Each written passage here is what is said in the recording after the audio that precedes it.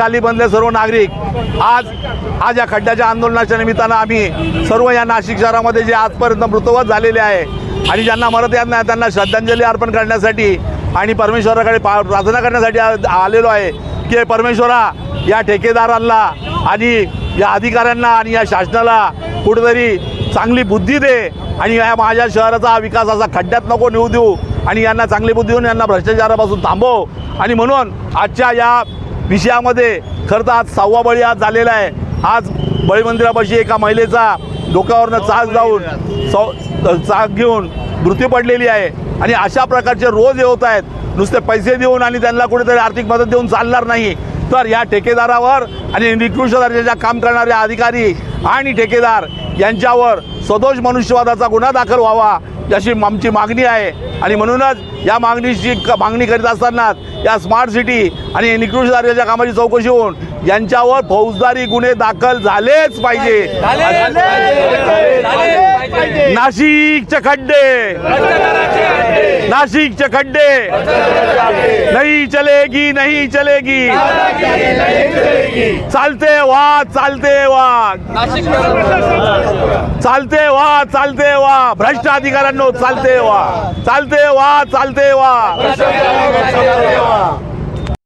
खड्ड्याचा बालेकिल्ला, नाशिक जिल्हा खड्ड्याचा बालेकिल्ला, नाशिक जिल्हा खड्ड्याचा बालेकिल्ला, ठेकेदाराविरुद्ध गुन्हे झालेच पाहिजे, झालेच पाहिजे। नाशिक शहर खड्ड्याचा बालेकिल्ला, नाशिक शहर खड्ड्याचा बालेकिल्ला, ठेकेदाराविरुद्ध गुन्हे दाखल झालेच पाहिजे, झालेच पाहिजे, झालेच पाहिजे, ठेकेदाराविरुद्ध गुन्हे दाखल झालेच पाहिजे, झालेच पाहिजे, झालेच पाहिजे। नाशिकचे खड्डे, नाशिकचे खड्डे, मित्रांनो आज सुद्धा 6वा बळी गेलेला आहे। आज पंचवटीमध्ये बळी मंदिरापाशी एका महिलेच्या डोक्यावरून त्या खड्ड्यापायी ट्रक गेला आणि ती महिला मृत्यू झालेली आहे। याला जबाबदार कोण?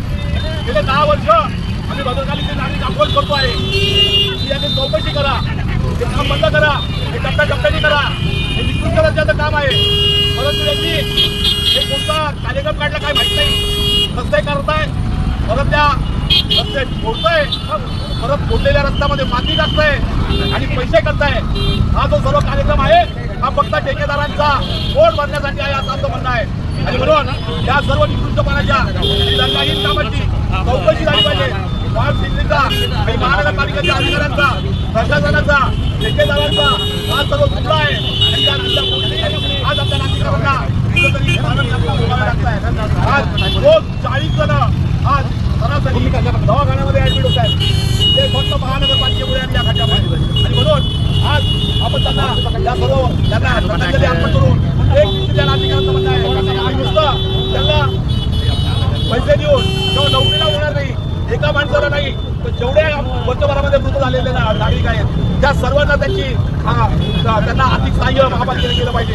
पण इतकंच नाही तर या सर्वांच्या मृत्यूला जबाबदार असणारा अधिकारी आणि ठेकेदार यांच्यावर सदोष मनुष्यवधाचा गुन्हा दाखल झाला पाहिजे, झालाच पाहिजे, झालाच पाहिजे, झालाच पाहिजे, झालाच पाहिजे,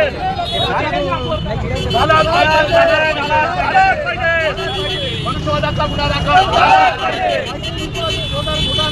नाशिकचे खड्डे, नाशिकचे खड्डे, नाशिकचे खड्डे, नहीं चलेगी, नहीं चलेगी, नहीं चलेगी, नहीं चलेगी, नाशिक आमच्या हक्काचं, नाशिक आमच्या हक्काचं, नाशिक आमच्या हक्काचं,